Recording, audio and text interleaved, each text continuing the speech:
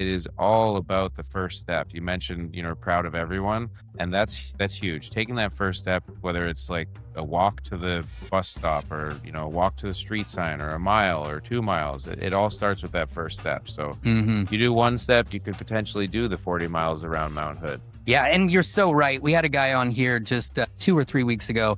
He had let himself get out of control. He let drugs and alcohol and food take control, and he was 200 pounds overweight. He could not stand up and walk to the corner and back, and he just started with to the door, to the driveway, to the end of the driveway, to the end of the block, and he lost all that weight. Now he looks like RoboCop. Mhm. And it really is 100% about making that first move.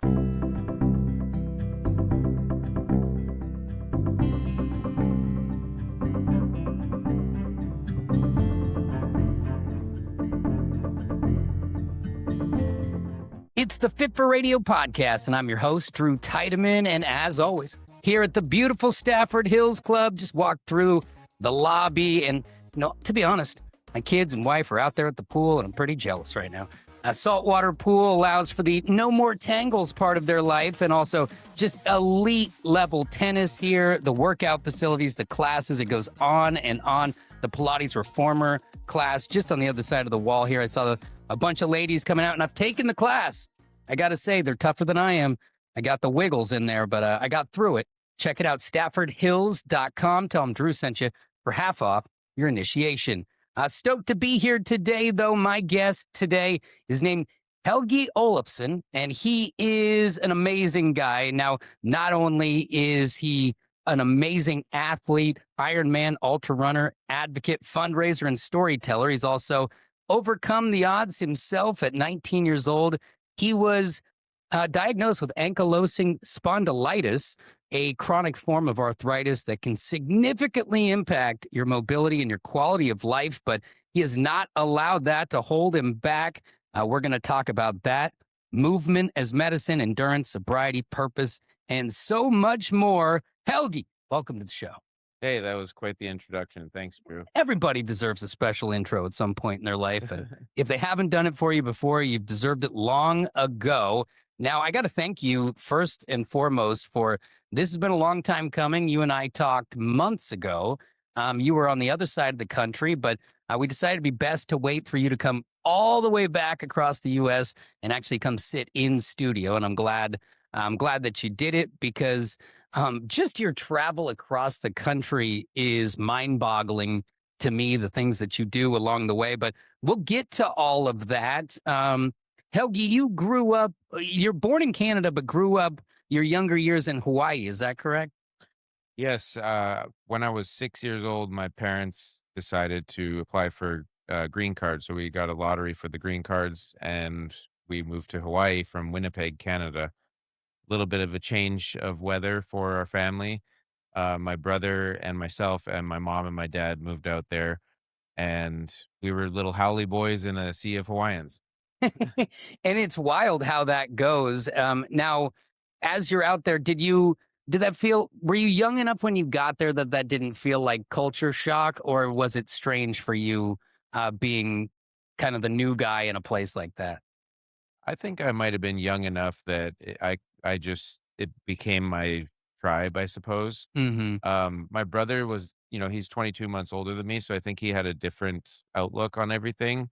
However, it was awesome for both of us. We were, going to school there, but we got to grow up with the ocean around us all the time, and just being in Hawaii is great. You've got sea level, you've got mountains, you've got pretty much everything. Oh, yeah. As a kid, I would say that maybe as an adult, it's a different life. There's maybe still some prejudice, for people taking the Hawaiians' land, even though that Mm-hmm. happened a long, long time ago. Yeah, and I've been to Hawaii a bunch, and I've definitely gotten the feeling in certain circles that I wasn't necessarily wanted. And I get that. You look at the big picture there. But for a kid, I mean, you've got that sunshine, like you said. It's perfect weather. You could be at the beach in a second. Sign me up for that anytime. Now, while you're living there, are you into sports? Or are you just doing like biking around, skateboard, stuff like that? Or what do you like to do growing up? pretty much just kid stuff. I do remember going to McDonald's after school and grabbing a lunch tray and taking it to the water and, body surfing, bodyboarding the waves. That's awesome. So that was fun. Do they even? I don't even know if I don't even think there is a tray at McDonald's anymore. Maybe there No, is. I don't. Well, no, I don't think so. They probably all are in the ocean Yeah. somewhere along there. Now you end up moving to Florida, but was that just a family transfer? Did they get sick of Hawaii, or why did you go all the way across? Well, my parents ended up getting divorced in Hawaii, so that's a Okay. big part of it. My dad stayed out in Hawaii, and my mom wanted to move my brother and I to Florida to get better education. And I will say that as a kid growing up in Hawaii, maybe in the early stages, it wasn't as much of prejudice, but toward, middle school time, like I think I left Hawaii in third grade or something like that. But Okay. I got into fights and I was picked on quite a bit. I remember I was called cow because I ate the lettuce and salad and things at lunch, and the other kids wouldn't eat that. And I would always ask them, "Hey, are you going to eat that?" So they called you cow because you Yeah, actually ate vegetables. yeah, yeah. Kids can be so cruel. I know. Now when you get to Florida, are you still getting into Vegetables? Yeah, well, are you into tons of vegetables, but are you vegetables. getting into fights, or have you transitioned out of that there? Yeah, I wasn't really like Not as bad wanting to get into fights ever. It was more I was being bullied, I feel, and kind and of I pushed needed to against a stick up for wall. myself. Yeah. Yeah. But no, I got into maybe smoking pot and cigarettes and things like that when I was a teenager, Hmm. and I would go fishing instead of go to school. And so eventually my mom at age 17, when I was in my senior year, she moved me from Florida to South Carolina where I went to military school. Oh, okay. And I graduated my senior year in From a military from school. military school, yes. Well, so from Hawaii to Florida, two of the most wild places to military school. Yeah. That's a bit of a shakeup, but she's probably, just wants to get the job done, get you through that stuff. True, and, my mom was also remarried at the time, and that marriage was kind of on the rocks, and I feel she'll never admit this to me, but I feel like she wanted me out of the house so she could take care of that situation, Mm. which I'm glad she did, and she's now remarried again to a Hawaiian named Dicky Furtado, they've been married for over 20 years now. Oh, nice. So he's my stepdad. Happy Father's Day, Dicky. We're a Nice. day after Father's Day here. That's absolutely correct. Now, And to you, Drew. thank you. And that's pretty cool, though, that they've been together 20 years. It gives some stability in that, because when you have those shakeups, my mom's mom was married multiple times, and that just can kind of rock the boat a little bit. So it's nice to have some stability there. Yeah, especially, my brother and I would go to Canada in the summers to spend time with my mom's family. And there was one summer where my mom came with her new husband to visit, and, that was his meeting of the family. But then she tells us, "Hey, by the way, boys, you're not going back to Hawaii. We're moving to Florida." So, That's an interesting time to find out all that. Now, after you graduate high school, um, have you been doing any running at this point? Because I know what you end up doing in life. And, the story so far doesn't say like, I just peeled off and went for a jog. Were you ever doing that stuff, or is that something that hit you later? no, I mean, I was active in PE, and I even joined the football team. I played cornerback. I wasn't very good, but in the school that I went to, we had to join another school's sports program to play. Hmm. Um, and so I never really fit in that way, I feel. And it's funny meeting a lot of ultra runners around the world. A lot of people have a similar story. They weren't doing these things when they were younger. It's kind of it just clicked on them later on. Hmm. But for me, I didn't start until later, after being a young adult and going through all of a bunch of roller coaster rides, till I was about 28 that I got into endurance sports. So long before that, though, how old were you? And the reason I'm bringing it up is it seems to be a bit of a catalyst to change for you as well. How old were you when you got the DUI? I was 21. Oh, so you had already been diagnosed at that point. Yeah, so I was 19 when I was diagnosed. I had moved back in with my mom, for about 3 months, and I I got a dog and, like, did all these things that I shouldn't have done, but anyways, that's, besides the point. My mom was scared because I was telling her, "Mom, I can't, like, roll over in bed. It hurts to get out of bed. What's going on?" And she wanted to help me out, so we went on a journey to get it figured out, Mhm. and I was misdiagnosed with sciatica first and Okay. treated for that for 6 months, and nothing got better. So then we were recommended to go see a rheumatologist, and we did see that rheumatologist, Dr. Stephen Goodman, who's my rheumatologist to this day still. That's impressive. Yeah, yeah, I have a really good relationship with him, and I think that's very important for patients to have a good rapport with their rheumatologist for, lots of different Absolutely. autoimmune diseases. But he was, I would instrumental is a good word in giving me the tools that I needed to, at least be confident that I was going to be able to live a normal life, Mhm. because that was very scary for me getting that diagnosis and, you know, thinking all of the things that I wouldn't be able to do. Yeah. Worst case scenario starts to slip in pretty quickly. Yeah, yeah, and I do think that that's a big thing for a lot of folks who get diagnosed. Mhm. So that support system is clutch. Was there any relief in getting at least an answer to know what you were fighting? Because, I was mystery diagnosis for 3 years where no one knew what was wrong with me. And it was that was a mental battle because I didn't have an opponent to fight. Absolutely, yeah, knowing is half the battle, right? Mhm. So, that gave me a lot of courage. At least to be able to go and to fight. Mhm. So in those early days, how are you coping with this? Are you doing is there like a physical therapy? Are you just being given a regimen of exercise? Is your diet being forced to change? What was the plan? So, it was kind of a figure it out plan with one thing that was constant, which was to take a biologic, and at that time, I was prescribed Enbrel. Okay. It's a once a week injection that I do Self-injection? it, yep, subcutaneous, like, in my quad or in my belly or whatever, Mhm. um, and I would do it a little bit less than prescribed because it was very expensive and hard to get. Oh, so you could find a way to make it last a little longer? Yeah, and that helped me, but also eventually I became, immune to it because these medications have a half-life and they have to be done a certain way in order to work properly. Mhm. And so cutting the corner doesn't work Yeah, long term. but it gave me the ability to use that medication for, like, 15 years. Okay. And now I'm on another one called, Cosentyx, which is once a month, and I take it as prescribed. Yeah. There's a few other classes if I was to become immune to that I could go into those too, including, like, an oral daily one that doesn't have to be refrigerated, and you can get an infusion if you go in once a month. There's all kinds of different stuff. And that's something that and you get your head around it when it's happening to you. Like one of my best friends growing up was diabetic, and in those early stages, he would have to stab himself in the belly while we'd be eating lunch. And like, I'm not even stabbing myself, and I'm like trying to deal with it. And it's like that you guys have to do that. It has always been like daunting to me, but I guess it just becomes like a new normal for you at a point.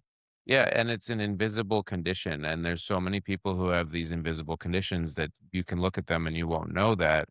And I do think that society needs to be a little bit more accepting of this and not just assume things by looking at people. Hmm. But that's kind of besides the point. We'll get back to when I was younger and I had that support system. I had the constant of taking the medication, and I just wanted to be normal. So I just run amok. When I was 21, I was going out to bars, trying to get with ladies and, You're partying. yeah, making bad decisions and also becoming the man that I am, which is someone who takes chances and tries to do hard things and, you know, um, fails to rise to the occasion just like most humans. So I got a DUI, and that caused me to, uh, well, basically, I got the DUI and lost my license for 6 months. Yeah. I still drove my truck. 'cause Ah, I needed to make money to be able to live. mhm. And I probably could have found another way, but I was running a landscaping business too, so I needed You had to work. yeah. Anyways, I get in an accident in my truck, no insurance, no registration, Suspended suspended license. license, and, I don't know how they let me go that day, but I ended up going to work And they in an did it Uber paperwork taxi or something. paperwork catches you eventually. Well, I had a party and, we had a noise complaint, and so, the cops came once, they said, "Be quiet." Of course, we weren't, they came back, Yep. and I got a ticket to go to court for that, and that's when they picked me up on a warrant for the, driving under suspended license habitual. And that just hit you with a snowball effect of like that was a catalyst to that. And they hit you with, is it true? 10-year suspended license? Well, I got a 5-year suspended license, but there were fines associated with it, and And you didn't have there's the cash. something in the law that you don't start the suspension until you pay. However, so Ah. I waited till I was gonna get it back 5 years, right? And I had the money, I paid it all, and then I get a notification saying, "Your license is suspended for 5 years." So that just starts the meter right there. Oh my Yeah. goodness. So there was a lot of, buses, and I had grown up a little more by this time. I moved from Florida to through Scottsdale, Arizona, got my well, I didn't get my culinary degree, but I went to culinary school after being professional for 7 years and went for 3 months, dropped out, couldn't handle it. There were too many people doing stuff that I would never do in the kitchen. Yeah. So I just was like, I don't need this piece of paper, which I didn't. And, No. for people who are thinking about school as the only way, it's definitely not. There's so many ways these days. Um, but eventually moved out to Florida or to, Portland here. My brother Nice. had moved out here from Tallahassee. He was really into, like, craft beer and weather Yeah. you know Well, I mean, this is a beautiful place. And I think a lot of places in the country, it's still kind of a secret. They just think it rains and that's it. But it is, I mean, you know this, it's one of the most incredible places on the planet. And so when your brother clues you into that, you might as well jump. Absolutely, yeah, and, it's nice to have family around too. I've Hmm. traveled and been in a lot of different places. I've probably lived in about 20 different places in my life. But, it's when I'm around my brother, it's good because, we get each other. And, yeah, I moved out here and worked in restaurants and, I was still drinking and smoking pot and doing a little bit harder stuff too. Are you gambling at this point? That this is Portland is where I Start or stop? Start. started gambling, yeah. Okay. Yeah, I was gambling, I remember up on 21st Avenue Bar and Grill is what it was called, but it's something else now, they closed down. No, Hmm. no, no, excuse me. Uh, it was on the corner of 21st and Hoyt. I don't remember the name of it. So were you doing video poker? Were you playing at poker rooms or what was Yeah, it? for me, it's the stimulation of the video poker and Mm. pressing the button and, like, And the doubling up. lights and and all the Yeah. juice. Even just talking about it right now is making me think about it. Well, at least you understand that though. You know, it's like some people they're just blind to the fact that that's happening to them. Now, obviously things probably had to go down a little bit for you to realize that.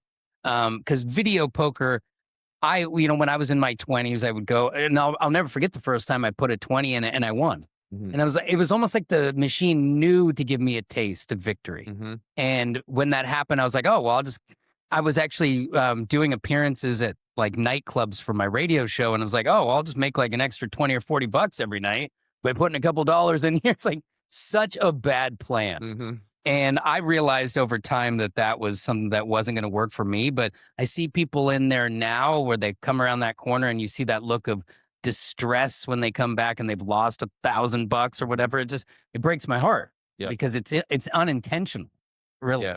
Yeah, and it's so easy to lose that in 5, 10 minutes, Hmm. It's an epidemic in its own right, and I'm definitely not out of the woods. I don't think I ever will be. Um, just like alcohol, Yeah. it's a daily thing, you've really just gotta take inventory of where you're at Hmm. every day and be intentional about, not doing it. And I say Hmm. that but it's still very, very hard for me. Yeah, and I'll be honest, I do like to bet on sports in moderation and in a safe way, but I also have to tell myself that, like, if you lose, you don't go and bet to get your money back, or I'm going to triple down and we'll just be fine. That's when it starts to go. And so Mhm. I'm not going to say I'm not impulsive too. I can feel it inside myself, and it's like, fill it up again. Yeah, But you need to silence yeah. that conversation We're because it's wired dangerous. as humans to do these types of things, And because we want that gratification. exactly. So how do you get your thumb on the gambling situation, or does it spiral first? Oh, it definitely spiraled. I would spend my entire paycheck, and eventually, like, a couple times I had to borrow money from my mom, or, not do what I was going to do because I blew all my money. Mhm. Um, One thing was I always worked, I always had money coming in. So I was always able to dig my way out of it, but I just had this, you know, subconscious need to make things harder on myself, basically.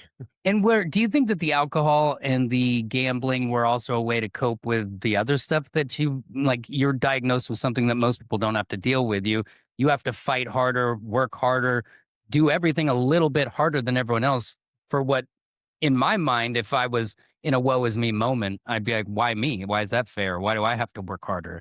And so, I mean, I don't know if that's conscious or not, but I could, a lot of times in life when something's a big pain in the ass, it's easier to hide from it or to mask those types of things. Yeah, I mean, for me, I look at having ankylosing spondylitis as kind of a blessing. It's really changed my life. It's given me the opportunity to rise above a lot of things. So, as far as, drinking and coping during those times, I really feel like I use the drinking and gambling coping mechanisms as just a way to have fun, or a way to, for lack of a better term, get wasted. Yeah, so it came organically and just to have a good time, but that stuff Mhm. over time Yeah. is tougher to curb. Yeah, and, having the AS, as I said, I feel like it's benefited me and given me a lot of opportunity in life. Yeah, So, absolutely. And it also has given you a voice on another level too, mm, that you can speak to these things. mm. The Fit for Radio podcast is brought to you by Axiom Plumbing, Sewer, and Septic. Now, it's hard to find a company that you trust when bad things happen to you, whether it's an overflowing septic tank or plumbing issues and water coming through your ceiling. You want someone you can trust. And that's why Bruce and the gang over at Axiom are exactly who you need to call. They will dial you in. First time customers just use the promo code DREW, get 10% off any service for those new customers, even $500 off a water heater. Now, locally owned and operated. Now, they've done work for me. They've actually walked me through problems where they've even saved me money by troubleshooting over the phone. So these are the right kind of people, locally owned and operated, not private equity. Keep that in mind. Residential, commercial, there's no job too big or too small. Hit them up today at AxiomPDX.com or call them on my own special number, 971 431 4810. And remember to tell them that Drew sent you and get yourself 10% off your first service. The Fit for Radio podcast also brought to you by Motorsport Hillsboro. And if you haven't been there, they have it all, whether it's side-by-sides, motorcycles, both for the dirt and for the street.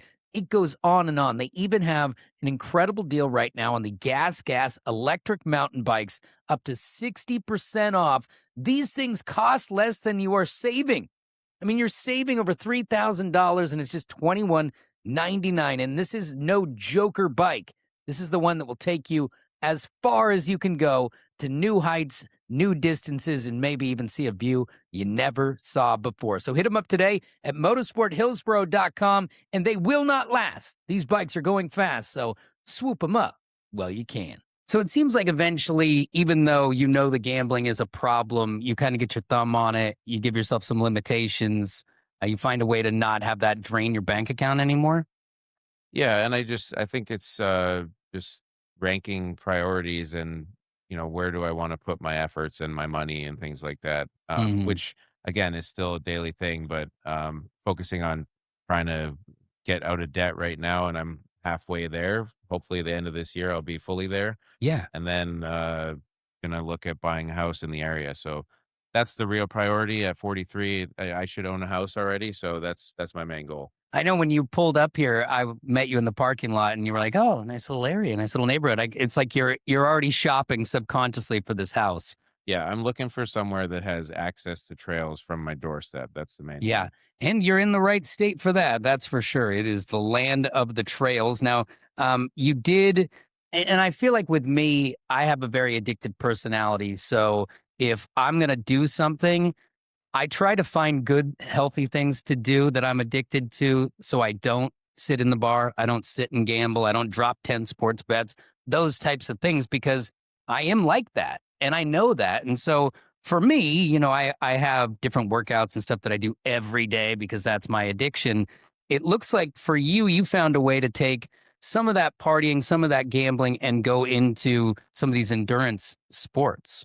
Hmm. Is that how you got there? Yeah, that's fair. I think I just wanted to spend my time doing things that were productive, and I really like you know testing my limits physically, um, especially because I have ankylosing spondylitis, and I wanted to kind of show people that things are possible even with limitations. Hmm. Um, so when I moved to Hawaii, back to Hawaii, uh, which was when I was 28.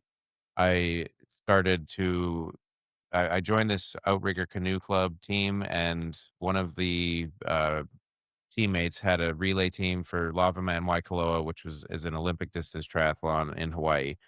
Um, and so I decided that I would ask if I could be the runner. And so I did the run and I finished that race, and kind of it's a rest is history situation, but I became a triathlete and I started a foundation called Helgi Olafson Foundation, which lasted for about 4 years, and it was basically all to raise awareness for ankylosing spondylitis through my endurance efforts.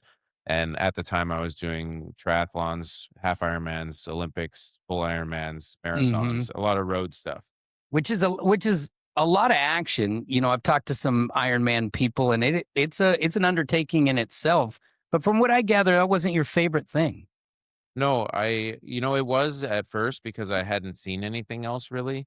But even within that space, I did one triathlon that was called the Captain Cook Challenge, and it involves a 2-mile trail run after swimming across the Napo'opo'o Bay in Hawaii.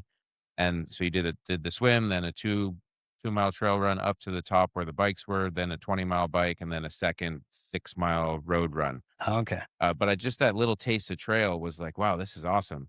So I moved to, Portland after Hawaii because Hawaii was expensive Yep. and I needed to, be economical. So then got to, meet another guy who has ankylosing spondylitis, and we went on a trail run out in the gorge. And that was actually he had a bunch of friends going onto this thing already. He called it the Big Long Hard 50K question mark exclamation point. That was the name. That's a great title. And this is Scott Martin, right? Well, Scott Martin and Sean Harriser. Scott Martin has ankylosing spondylitis, and he's a well-known runner who has that. He's done Barkley marathons. Uh, and Sean Harriser, who just got diagnosed with Lou Gehrig's disease, actually, is the race director for Wonderland Running. He does a race called Dark Divide, and the Oregon Outback 230 is the first year for that is next year. So these guys were out there and a bunch of their friends, and everyone was like, anywhere from 20 to 50, and they were all just acting like they're little kids playing around out in the woods, and they were planning on running more than a 50K that day. So I was like, wow, this is It's this like a is good fun. energy that I they've didn't know got. what I was getting into. When I was in the car, they were talking about all these races they were doing, and I'm like, holy cow, I'm gonna die out here. Yeah, because you've kind of just like evolved into this, like, and earlier I was asking him, like, so were you running in high school? Were you running here? Were you jogging here? And you weren't, but you also, I mean, you were an athletic person, but you to bite off what you're chewing on here, that the Iron Man thing, I mean, we go by that pretty quick. That's craziness to even agree to it. To agree to a marathon not fully trained is, I mean, it's wild ideas for sure. Mhm. Now, pretty awesome that you are willing to dive in and do that. But when you're going to go on a 50-mile run and you're not prepared for it, does that just wreck you? I had to walk down the stairs backwards for like 2 days, but yeah, it just again, it's showed me that things are possible that I didn't know were possible, and Hmm. it made me continue to take chances on myself, and especially now that I met this other guy who has ankylosing spondylitis who's doing these things. Just means that you can do it too. Absolutely, and it solidifies my, desire to inspire other folks to take a chance on themselves, because if I can do it, they can do it. Hmm. And you don't just do a race. You don't just put your foot, your toe in the pond. You go all in on a lot of this stuff. I mean, some of these things I mean, you even said that subconsciously you're needing unending validation during this time. And so you just never give up. You're going race after race and grinding it out. Yeah, I started with a 50K race distance. It wasn't that one that I was talking about. That was like a fun run. And just then I went to the Bigfoot 100K and did that 2016, 2017. And the same year, 2017, I jumped to the Moab 240. So I more than tripled the distance. Um, That's wild. and it was a huge learning experience for me. Hmm. But I was able to finish, and that confidence, you know, built more confidence in me that I could do more.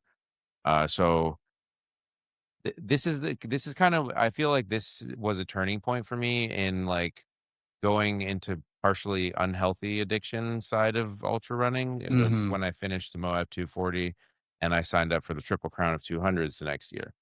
Yeah, and which is a wild plan that you've got of the Triple Crown as well. Now, before we get to that, I could not agree more that we think about exercise as a positive, and it can be such a positive, but it also there is such thing as going too far, taking it to another level, and what that can do to your body and to your mind and all of those things. So you understanding that is probably important, and probably in retrospect, also like you look back and you're like, I was going cray. Oh yeah, it's all in retrospect. But another point is the time that it takes to do all these things and the dedication and the lack of time and dedication that you're able to give to the other areas of life that need it, Hmm.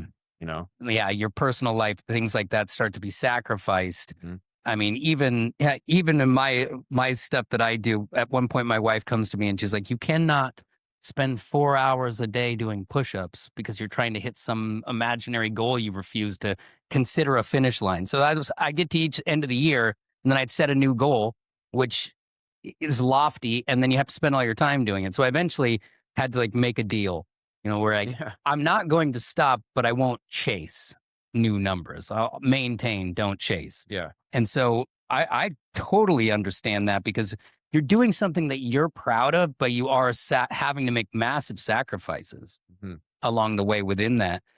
So what do you do? Do you when you kind of like get past because you sent me a list of your races and I actually took screenshots and I was gonna read through some of them because people don't realize like how extensive the resume is.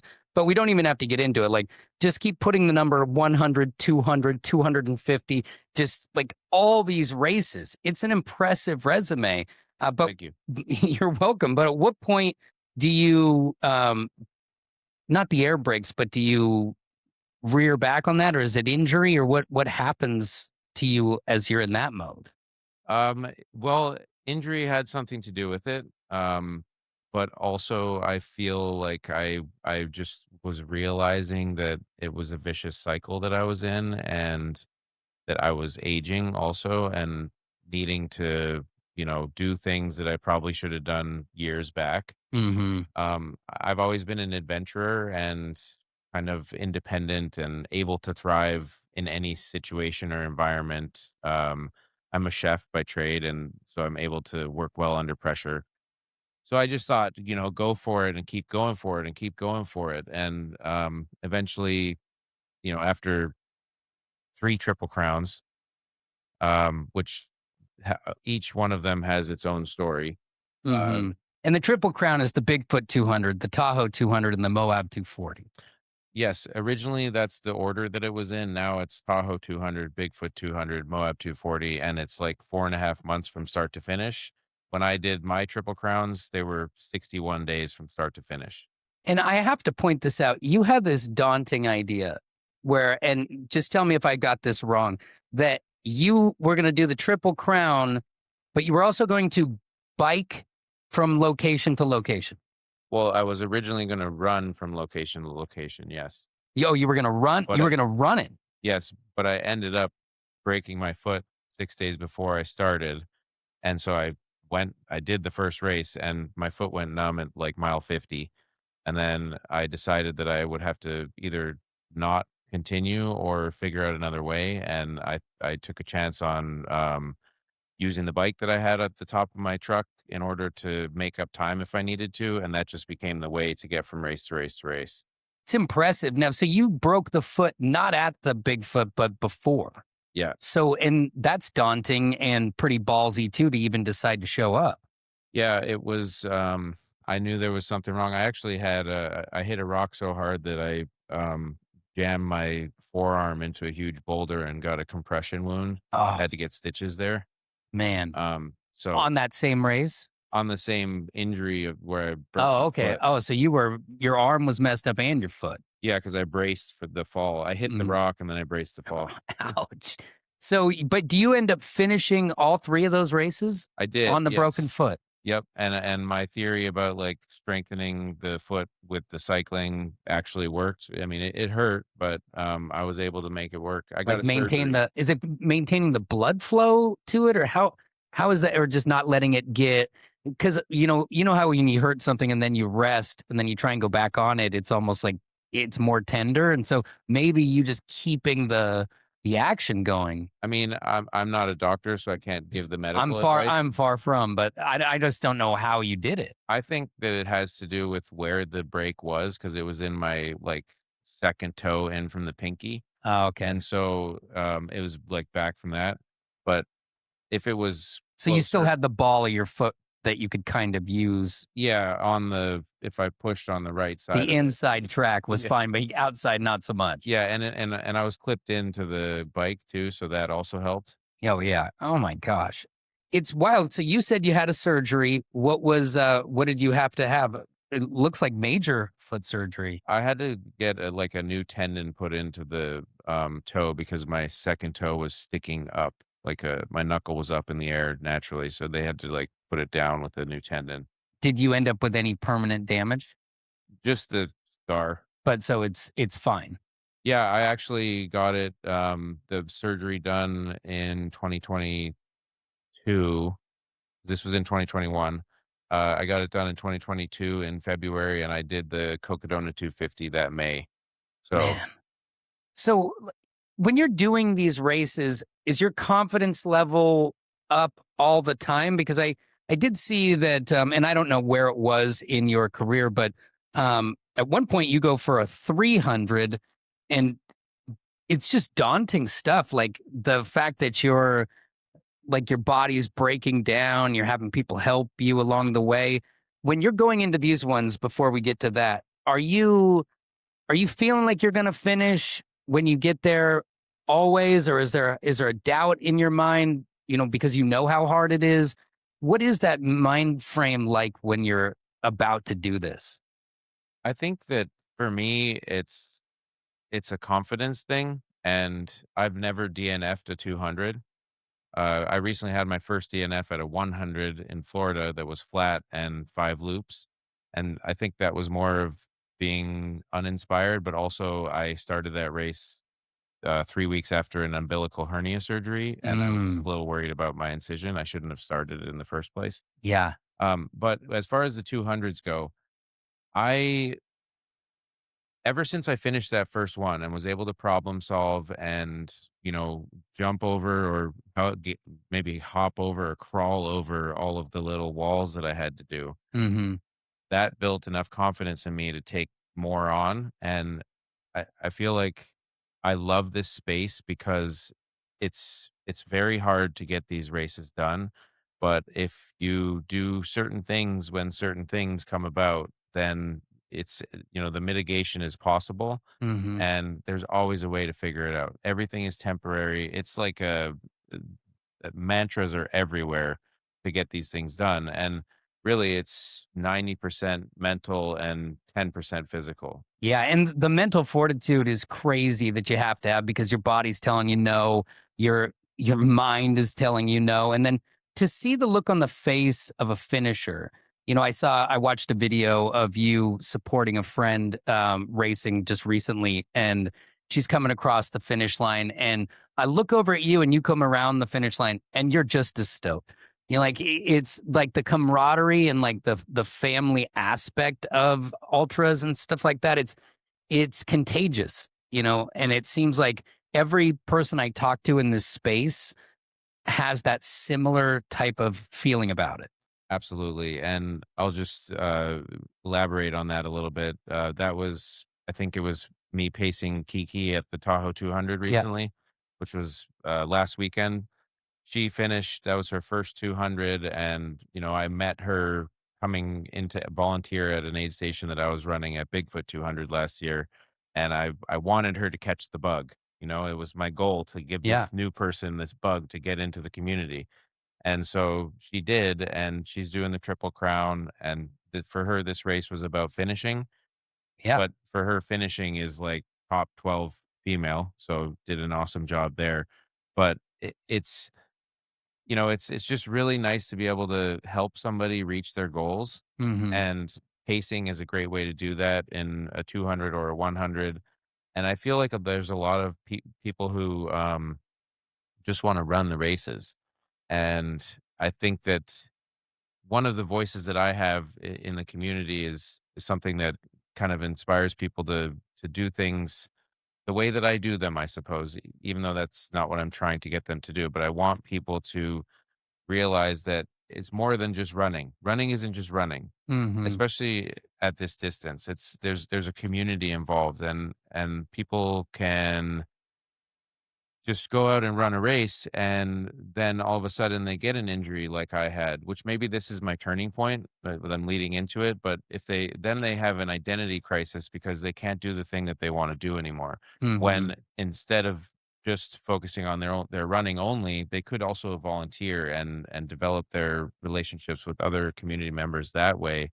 And they could fall back on that if they're injured and still gain so much from helping their fellow runners. Yeah, because the community of it is what's so important. And like even if you back up a second to when you broke your foot and you did all that stuff, you were also part of the reason you went through with it is you raised $20,000 for the Spondylitis Association of America, that's not a small chunk of change. And I think that plays into that. Every time I read something from you about this stuff, it was about kind of honoring the community of it, um, taking the positive angle, helping others. Like the fact that, you know, you think of it as if I can't race, I still want to be involved. I still want to support my community, and because it's kind of like an oversized family Absolutely. out there, and I think that's cool because that's so much different than other sports. Yeah. Like really, it's a very small finite number of sports where you have that type of thing. It's a reunion every time we get together, and you don't have to really do the, like, "Hey, how you doing?" It's like you're right back into it, Hmm. right back as family. That's I amazing. just did I was aid station captain for Loon Lake Aid Station, which is mile 87 of Tahoe 200, which is what I did before I paced Kiki. Yeah, I only got 4 hours of sleep the whole race. because you paced her once everyone had cleared your checkpoint, right? Like didn't, and then you went ahead and Yeah, and then did I it. then I had to drive ahead, but I had some runners that were 5 hours past cutoff. I had to wait for them to get in. Oh, So I only got 4 hours of sleep the whole race, and then, she's booking it the last 40 miles, so I was pretty tired by the end of it, but it was amazing to be the captain of the aid station, and even if I wasn't the captain, just to volunteer at an aid station and help these runners get through, that, like, they've got their crews there. I had a few, opportunities to talk with some parents of runners who were doing it for their first time and parents who were crewing for their first time and kind of helping them ease the nerves because these folks are out there in areas that are pretty precarious. You know, like Hmm. there were a lot of down trees. This is the first time they did the Tahoe 200 back in the loop, and the Caldor fires closed it down for a few years. So it was like jumping over trees and just no trail and whatnot. So Yeah. So it can be daunting, and the fear of the unknown. It's nice for you to be able to put those families at ease, yeah, or at least tell them that you'll get through it. and give the runners the food and the rest and the medical attention and whatever else they needed, that we have a whole, like, city set up in the middle of nowhere to Hmm. do this. I feel like hope is such a big part about endurance. And because now, granted, your body's breaking down, your mind's breaking down, but your mind is so much more powerful than you even realize. And when you say, nah, I am going to do this. And if you make that a hard, fast line, you can go so much farther than you could ever imagine. I would say yes, but also when you have somebody else that's in your corner that's It's like a telling you that you can do superpower. this too, then it's like, "Okay, I can really do this now." Yeah, because I guess that's a good point because I could sit here and try and convince myself, but there's still doubt. If somebody else is sure, then I can get my head around that, especially if I'm looking for motivation in a moment where I'm on a wounded knee. Totally. I just need somebody to be like, "You got this, dude. Yeah. Let's go." Mhm. And that's part of it. Um, that's impressive because we haven't even gotten into your career in the culinary industry very much, and you have a pretty cool job that I want to get into, and I want to talk about how these things kind of go hand in hand, and how it's you're kind of living two lives at once. The Fit for Radio podcast is brought to you by Motorsport Hillsboro. And right now, do they have a deal for you? This isn't just lip service. This is not only my favorite shop for anything to do with off road adventures. If you're looking to go a little bit farther, a little bit deeper down the trail than you had in the past, this is the deal for you. The Gas G Light Trail 2.0 electric mountain bike. Now, this is pedal assist. I have been on these bikes, and it is so awesome to see how much you can just glide with very minimal effort. So go in and check it out for yourself or hit them up at motorsporthillsboro.com. And why is it such a great deal? We're talking about 60% off these bikes right now, going for just $21.99. That's nearly 60% off, and they will not last. Lightweight frame, powerful motor, and you got to get down there and get yours. And then send me a picture from deep down the trail, a place you never would have been before. Also, the Fit for Radio podcast is brought to you by Axiom Plumbing, Sewer, and Septic. Now, all things water and waste, they've got you covered. Now, not kidding around here. These are some of the finest people around, and I love Bruce. He grew up in the area, raised an Oregonian his entire life, residential or commercial. No job is too big or too small. Anytime they'll take care of it. AxiomPDX.com. Now, if you call this number, they'll know you came from me. 971-431-4810. That's 971-431-4810. Tell them Drew sent you. This is not private equity. This is locally owned and operated, and they'll get you the deal that you need and even $500 off your water heater if you tell them that Drew sent you. It's Axiom Plumbing, Sewer, and Septic. All things water and waste. So we've talked, a bit about some of the partying and some of the gambling and things like that. While you're running races and you're doing all these things, it's one nice thing about when you're engulfed in all of this fitness is those things do tend to take a bit of a backseat. But you go a step further at some point and you decide, well, maybe you're having like some aha moments about your life at this point. Because you were saying to me off the air that you have stuff from your storage locker here that you've taken all the way across the country and back. Mhm. Is that a thing? Yeah, and that's, my truck is 6 miles to the gallon when it has a U-Haul on it, so Yeah, it's a normally it's like serious 8 truck. to 9 miles to the gallon, yeah, so, um, yeah, I don't know, maybe it's all hand in hand with just my personality, but, I've struggled with making impulsive decisions my entire life, really. Um, and you get to see all of those impulsive decisions when you open a storage locker and you look at all that stuff. And you're Mhm. like, wow, this is, you don't think about it when you click purchase on Amazon. It just Yeah. shows up at your door. You get rid of the box and you have the thing, and then you've got to deal with it for the rest of your life or until you get rid of it. Yeah. So, So how'd you end up with the moped?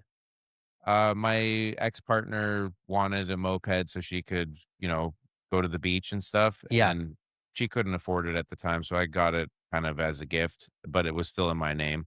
Mhm. And, we we got a rack for it to do the last time I did the Triple Crown in 2023 and had it on the back of my truck, drove it all the way across the country. Took it off of the truck twice, once in Tahoe and the other time in, Rainier. We did drive it up to the top of Rainier at 10 miles an hour. So Yeah. And I know those feelings too. And I'm gonna go ahead and say I'm kinda like that too. Whereas in where you buy the $1,000 drone that you didn't even use. It's in a drawer somewhere. I actually mopeded one time. I bought a moped. I thought it was awesome. I started driving it, realizing it was an electric moped that could not hold a charge. So I could get like a mile and then like walked it back. That thing sat on my porch for no joke, a year until someone walked by one day and offered to buy it. And I ran. I discounted it as far as I could and just get it out of here because those types of things are a reminder of the impulse. yeah, and this moped I was able to sell. I went to a moped shop to see if they would take it, like, on consignment or Yeah. something, and this kid rode up on a with his grandma or something, and he's like, "Hey, I'll buy that from you." So, I ended up selling it to this kid and giving him the helmets and everything, Yeah. but then he got, like, parking tickets on it and got arrested on it, so then it got impounded, and he never transferred it into his name. No. So now I'm dealing with like, I have to pay this money in order to get my license renewed next year because this kid got arrested on this moped. Oh my And I god. was just trying to do him a solid by giving him all that stuff. And that's something to keep in mind for anybody who sells a car or a moped or whatever. Cops came to my wife's door before I knew her, and pounded on the door and said they were going to arrest her one day. And she was like, she's not the arrestable type. Mm. She's like, well, what's happened? And she sold her car, and that person crashed the car and left it, like, just deserted the car at the scene. So they went back to the last person who had the title. Hmm. And so she had to basically prove that she wasn't that thing, but Yeah. it's pretty sketchy until you do. There's a form that you have to file within 30 days that says that you sold it, but Mhm. still the other person's supposed to put it in their Yeah, name, but they never do that because they don't want to pay the taxes. exactly. Yeah. And my wife at that point was probably 19, so she's like, "What? What do I do?" And I would have done the same thing. You have to do the same thing if you get in a car accident as well, or they'll come for you. So n- now you're kind of at a point where you decide that you're going to give up alcohol and you're going the sober route. What got you there? This was at a yachting gig that I was doing. I was doing temporary because I was with my partner at the time and I was trying to make more time away from work, which working on a yacht is challenging to Yeah. have time, especially if you're work full time on a yacht. So Hmm. I quit my full time yacht job and started doing temp gigs. And so I was finishing one up, and the crew and I went to the bar and got wasted and did some coke and ended up coming back to the boat. And we were like anchored in this big bay that had cruise ships in it and a bunch of big boats. And it was really rocky and windy. But the guys and gals that I was with were like, let's jump in the water. Let's get the e-foil out and go and ride that. And that I'm like, no, that's not, even though I was pretty messed up, I was like, let's not do that. That's not a good idea. Yeah. So then I saw that one of the deckhand or something was putting the battery into the e-foil, and so he wasn't listening to me. So I went over to him and I tackled him. Mm. The battery goes in the drink. Ah, Yeah, so at least we stopped that, but then, the next morning, captain wants to finds know out what what happened. happened, and we ended up having to split 3 ways the cost of the battery, which was like $1,500 a piece. Oh, Wow, that's expensive. Yeah, those things are expensive. So, but then it just turned out that, like, I was leaving the charter that day, and I was meeting a buddy on a next island over to go for a run. And so during that time, he was sober for 10 years. And I told him about everything I had been through the night before. And so I just was like, I was asking him questions about what does sobriety look like? Is it hard as an ultra runner? Like, how should I do it? And we ended up going to a meeting later that day before he dropped me off at the airport. And I didn't go the meeting route after Yeah. that. I just was like realizing that I could do this. So then that's from that day forward, which was the day after Thanksgiving in 2023, I believe. No, 2022. Um, I, that was it. And You just shut it down. yep.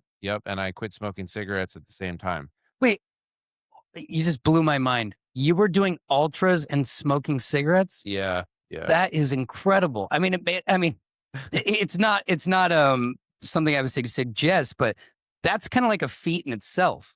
I mean, Yeah. I told you I went through your list of races. You just wouldn't think a cigarette and someone who runs for 100 miles or 100 kilometers at a time is going to be that's going to happen. But did you find that quitting that helped with your ability to run? Absolutely. Yeah. And it's funny because, like, while I was doing it, I was kind of like, "Oh, I can smoke cigarettes and I'm stronger and it expands my lungs," and telling myself all Yeah. this things that was just not true. Hmm. But basically justifying a bad behavior. Yeah, and that's part of it too. I mean, and you were probably thinking, well, I'm counteracting it. It's kind of like people who eat junk food and work out. Well, they're not fat because they're burning it off, but they aren't at their full potential Hmm. because you could be great. But you quit, so I'm not rolling over on you for it. I think that's very impressive. That helps with longevity too, especially when you have a whole nother chapter of your life that you're looking to live with your new house and your trails outside the house. Those are all great things. Did you find there were any hiccups with the sobriety, or were you able to just go cold turkey and never look back? Yeah, I haven't. I mean, I cook with alcohol. Yeah. It's as my job, and sometimes I'll eat a tiramisu or something like that. But Yeah, but that's that's it. It's never any, like, no shots, no beers. I've kind of I like athletic brewing and yeah. different non-alcoholic beers, and I suppose those have sometimes they have like 0.5%.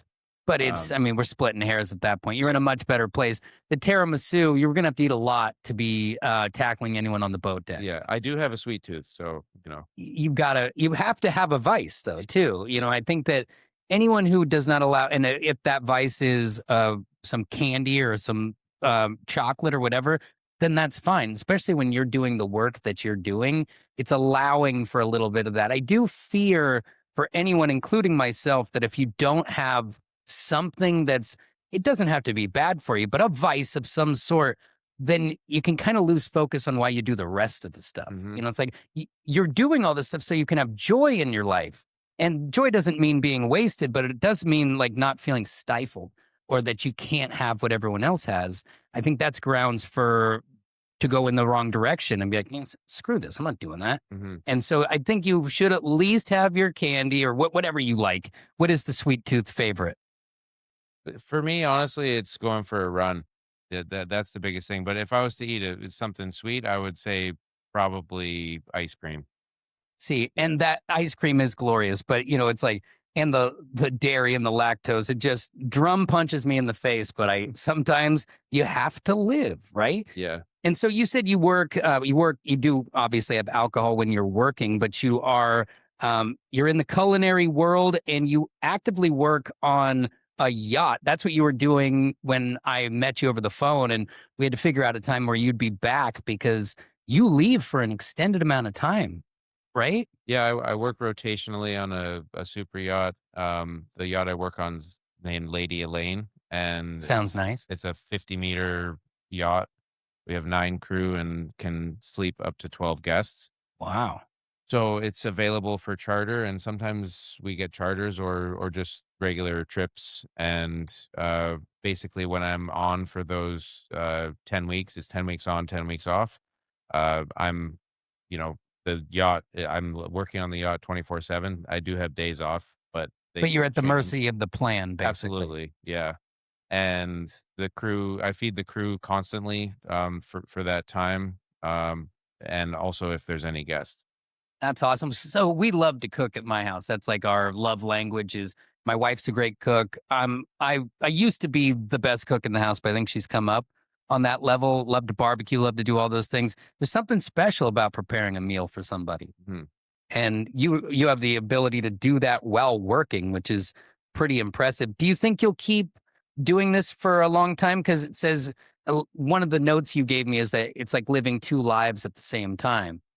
Yeah. Where are you thinking long term for that? Well, as far as working in the culinary industry, I feel that I've made it to a pretty high level in, working as a super yacht chef and still being able to have quality of life. It is very busy when I'm working, but now that I'm working rotationally, I have the ability to also have a life on the side. It Hmm. makes it more challenging to manage those two lives at the same time because there's there's two lives going on, but the work takes priority when you're working and maybe the home life takes priority when you're at home, Yeah. but they still they don't go away. And if you don't have provisions for the life away from work, then it costs more money because you're having to get Airbnbs and all these different things. The expenses Hmm. are there. When I'm on the yacht, all the toiletries and food and everything is all paid for. Yeah, and that's nice. But then when you're out of there, you're like, I don't have toiletries, and so you kind of have to have a plan there. Yeah. I wait till I'm just about out of toothpaste and then get a new one right before I leave. There we go. Now we're talking. So how does that work for you were talking about how you had a partner there for a while. Now, is it hard to maintain relationships when you're on one side of the country and then you're coming back to the other side of the country? Because I could see that being tough. Yeah, and for me it's even more tough because I'm almost 4 years sober now, so it's that whole side I don't know how to, like, meet people as much anymore, and now with the digital, everything's on these apps and whatnot, so So annoying. it's just not really a focus of mine. Yeah. It'll happen when it happens. Yeah. I'm focusing on myself, but yeah, it's very hard to maintain relationships and just to find time to give someone the time that they deserve to, like, if I'm thinking about being in a relationship with someone, I don't wanna start off by saying, "Hey, let's meet for coffee. I can meet for coffee this one day," but then I'm gonna go for 2 weeks, on a trip, a Hmm. boss trip or something like that, and that's It it. doesn't really make sense in that lane. Yeah. And it's not fair to you or to anyone. I've got a ton of friends who you and I are real close in age. And, I got married before Tinder and before, nobody was even really using Match.com and all those things on the level that they are now. And so that stuff's all very superficial. It's very swipe, swipe, swipe, swipe. And I don't like that at all. But it's also, when you don't have the social lubricant of alcohol and like being in the bar and just the happenstance of, oh, hey, hey, and where that eases the flow of interaction, I don't know that I would have any clue on where to find a date Yeah. or somebody who's cool, let alone, finding a body, like a warm body is one thing, but to find somebody who's like you and understands the things that you like. And, it's kind of hard for, like, I'm just going to use you as a perfect example. It's like, oh, so what do you like to do? It's like, I like to run 100 miles at a time. And they're like, I like to go to Macy's. Yeah. It's like, Yeah. they Totally. in finding, and they don't have to do what you do, but they have to be able to understand what you do and why you love it. Yes, I agree, but also it's as from the person who does those things, I find that it's not, socially responsible to expect someone to be able to be okay with that. I feel that I need to be open to, using my time in other ways or at least making a deal all the time. Yeah, there is give and take. It's not just Yeah, come and deal with Helgi's schedule. exactly. I get that, but I think that give and take on both sides. So on the other side, the perfect lady for you to me is someone who knows that you love it, doesn't want you to do it all the time because they want to talk about other things and do other things. But if they need to know that it means something to you, Absolutely. because it's not going to be healthy if you're like, okay, well, I love this girl, but she doesn't want me to run, so I'm not going to run. that's going to kill you from the inside out. Like Yep. just like your passion for it and just the research I've done on you, it's who you are.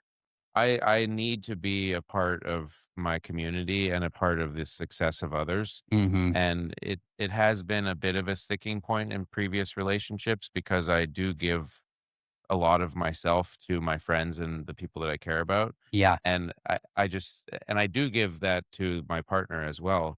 But I feel like I need to be better about, you know, balancing everything. Yeah, and I think that's totally fair. For you, what does the next stage look like for you? Because you have all these things. One thing that we didn't get to is you did the Arizona Monster 300. Now, granted, you say here you finished second to last, but if you were to read through some of the things that you went through and your legs feeling they're 10,000 pounds each and surviving freezing times in the desert, these are things that most people don't think that they could complete, but you did it. And to me, I don't care what place you finished in, you finished. And I see the look on people's faces when they get notified that they didn't make the time or they didn't get there in time. And so while they can be like, well, I gave it my all, there's something special about getting it done. Mm. And now I don't think there's any shame in trying and failing. I always tell my girls, I would rather you aim high and miss than aim low and hit. And so I look at your journey like that. What is the next step? Are you looking to keep pushing the limits? Or are you looking to just maintain? Or are you going to be focusing more on the support role and the guiding and those types of things? What do you see, say, the next 5 years in this space looking like for you? I think it'll be a little bit of a migration, more toward the support side of things. However, I don't want to ever stop moving. And as Hmm. long as I can run 200s or complete 200s, I'm probably going to be doing that. It's just not going to be, 5 races a year. Hmm. It's just too much. I mean, that's with the crew, that's like $30,000. Hmm. It could be more too, depending on where they are, and all there's a lot of different factors. Without a crew, it's about 10,000 probably. Yeah. So And that's a lot. I mean, it adds up over time. But just seeing your face supporting other racers and just the way that you talk about it, and that you truly believe in the mission of what these people do and the friendships and the camaraderie.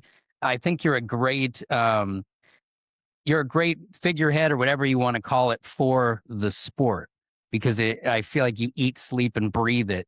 I mean, even when you pulled up in your car, you get this monster truck. You've got the like the overland tent or whatever on the top. You got all the extra pieces, like get yourself out of the muck. Like you're ready to go, and I love it. It's hard to find a parking spot for you, but other than that, I absolutely love it. Um, I'm just gonna touch on that truck. That truck is nicknamed Uncle Big Truck. It's my nephew called me Uncle Big Truck when he saw it for the first time.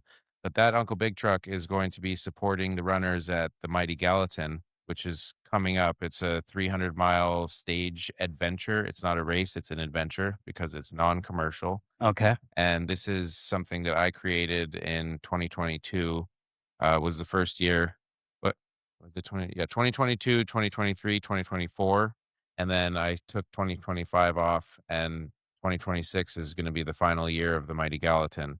And it's an adventure that is my way of giving back to the community and creating a place for people at the top of their game to challenge themselves in a way they've never been challenged before. It's extremely hard, and we've only ever had one finisher in 47 attempts. Whoa. This year and it's only ever 15 runners maximum because it's goes through congressionally designated wilderness area in Montana. You want to keep it low impact? Yeah, low impact, kind of maybe set the standard for more of a sustainable adventure. And after this iteration, I'm hoping to get a few finishers this year. I think we have some people who have what it takes. Um, we have a mobile sauna coming for Ooh, the final 3 nights. It's gonna be parked right next to Swan Creek so they can cold plunge and then go in the nice. sauna. Yeah.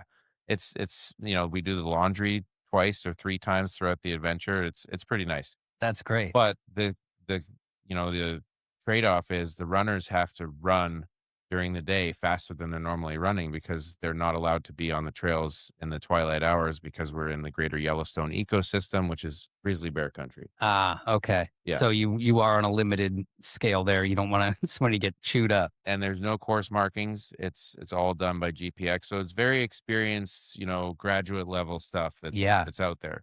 Um, the future for that, because this is all goes back to, impulsive decisions and just continuing to prolong the impulsive decisions. Mighty Gallatin, as great as it was an impulsive decision that I brought to fruition in a way that has helped a lot of people and created family and, it's great. But I wanna posture that as an FKT attempt that is done in the same manner that I've done it as an adventure, where Mm. people aren't going consistently through, and they're not doing it for, material gain, no sponsorships, anything like that. So, just wanted to put that out there. No, I think that's that's where the evolution of the Mighty Gallatin will go. well, you can't be stopped, Helgi, that's for sure. And when you got in here, you're like, yeah, so I did the Timberline Trail the other day. And the Timberline Trail is how long? It's about 40 miles. So 40 miles. And then I obviously made the mistake of being like, I was like, oh, when was that race? And you're like, no, it's just like a run. And so that's like something to get your head around, because obviously that's another 14 miles than a marathon just under. But that's a lot of people, that's their greatest achievement. That one single sticker is what lives in glory on the back of their Subaru or whatever. They love that. I mean, even the half marathon person, and I'm proud of each and every one of them for doing that. But you peel off 40 miles kind of like people sneeze. Well, thank you. That's very nice of you. I will also say that it is all about the first step. You mentioned, proud of everyone, and that's huge. Taking that first step, whether it's like a walk to the bus stop or a walk to the street sign or a mile or 2 miles, it all starts with that first step. So Hmm. you do one step, you could potentially do the 40 miles around Mount Hood. Yeah, and you're so right. We had a guy on here just 2 or 3 weeks ago. He had let himself get out of control. He let drugs and alcohol and food take control, and he was 200 pounds overweight. He could not stand up and walk to the corner and back, and he just started with to the door, to the driveway, to the end of the driveway, to the end of the block, and he lost all that weight. Now he looks like RoboCop, Hmm. and it really is 100% about making that first move. Because even when I'm doing my workouts in the morning, it's really just about the first step. Put Yeah. the shoes on. Let's go. Yeah, so I came back, it was always the goal. This is getting to Portland with my U-Haul was like the second part of the journey this summer. The first part was volunteering at Tahoe and pacing my friend Kiki. And then getting here, I called up my buddy Steven. I'm like, "Hey, what's up? Let's go for a run." He's like, "You want to go around Mount Hood?" Well, first he suggested doing a yo-yo up the PCT to Mount Hood and back, which would have been 88 miles. I'm like, I don't know, man. Uh, I just got done with a long drive. and I got a race on, I have a 100 miler coming up, Copper Kings this weekend. So it was Okay. those two 40-mile sections were amazing tune-ups for me. So And is that about perfect for you to like kind of know that you're ready? if I'm coming into a race undertrained, which I am because I drove across the country and I'm just getting off of a rotation, Hmm. then doing heavy back to backs like that are good for me. Yeah. If I have more time, then doing more consistent, slower efforts with maybe 20-mile days back to back are good. Overnight stuff is good. Okay. So and this is a side note question because it's going back, but I just want to know when you're on the yacht, are you on your off day? Then do you go for a run? How do you maintain any sort of um wellness fitness really out there because you're on a boat? Yeah, it's hard. That's tough. Yeah, and when I have guests on, it's basically Impossible. 18-hour days, and any time that I have, I'm sleeping. Hmm. And so I have those sections, but then when we don't have guests and we're tied up on a dock somewhere, I'm every morning at 5 o'clock in the morning, I'm out doing my morning run, getting my circadian rhythm in. Hmm. Which is funny because and like I told you, my wife doesn't want me doing 2,800 push-ups a day anymore. But when I was in those regiments, everything had to be planned that way. It's like we're on a camping trip. Okay, they'll be up. Well, the crows will start yakking at 6, so I've got to be up at 4:30. With a blanket on a wet forest floor doing your thing because sometimes you just have to find a way. Mhm. Because if excuses are easy, we can pile those up all day long. And so that's impressive that you're still able to do these things and you're living on a boat. Yeah, but it's not easy, and it takes intentionality to be Mhm. able to do it. It's so easy to just be, "Oh, I'm done, and I just wanna do nothing," you know? Yeah. We do play a lot of Catan on the boat, though. I Oh, love that. nice. It's a fun game. Yeah, it is a fun game. Well, that's so awesome. You got a 100 miler. Was that Copper Kings coming up? Copper Kings 100, it's in Butte, Montana. Yeah, it does some of the Continental Divide Trail. And so, do you and you have full confidence in that, right? Because you've only ever not finished one 100. That was earlier this year in Florida, and I chose to not finish that Yeah. because I had these other things coming up, namely Mm, my A race this year, which is the Bigfoot 200. hmm. So, but as far as Copper Kings goes, having done the 240 miles that I've done recently, I'm pretty confident. Feeling I don't good. have any injuries right now. Yeah. I do want to lose about 10 pounds between now and August 12th for Bigfoot, which I think I'm well on my way. And so, how do you go about that? Do you just watch the diet or just up the running? I just up the running, yeah, because I'm not able to do as much when I'm on the yacht, and Hmm. even the stuff that I do is mostly flat. Yeah. So now that I'm in the mountains, I'm home. And so, as you're a chef, do you actually do you regulate your food at all? Like, do you go again? I had a lady on who's knows a ton about nutrition last week, and she was telling me I need to chill out about my stance on bread. And because I'm like, well, you shouldn't be eating bread unless it's the good bread with 3 ingredients. And now, of course, I have a sandwich sometimes. Of course, I eat a smash burger. You have to live, but I'm always the guy who's like, you got to win this thing in the kitchen. Mhm. And but you run a lot, so are you able to eat what you want Yeah, I mean, within reason? well, it catches up to me when I'm at work because I'm not burning as much, Yeah, you and the know? food's delicious. Yeah. Well, I have access to everything that I want, Mhm. cheese is my big Yeah, yeah, that's the it's tough. Achilles. Um, but yeah, it's mostly just that I don't have the ability to work out as much, and a kind of side note, but when I got into, ultra marathon specifically, which was when I was about 35, I had been doing triathlon for 5 years at the time, I believe, but my feet grew 2 sizes and I gained about 20 pounds. Whoa, Yeah, it was interesting to watch your my feet body morph. grew? Yeah, and my legs got bigger. Yep. That's wild. Yeah, I have never heard of that. I mean, it's like the body just adapted. It's like I need a little more absolutely. area. Yeah. That's incredible. And also I do think that when you are in this space that you're in, the diet part isn't as aggressive. And I don't know, you might know her, Liz Derstein came on the show. She's a trail runner as well.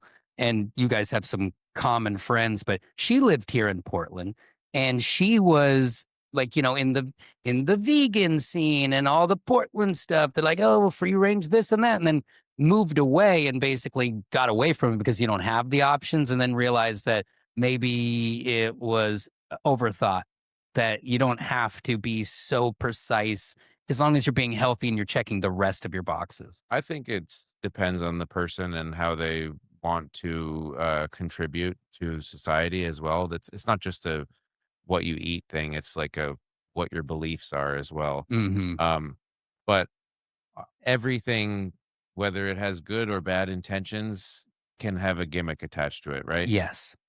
So it's very true. Well, I'm so stoked that you were able to take the time to come in here and hang out with me, and I'm proud of the journey that you've been on.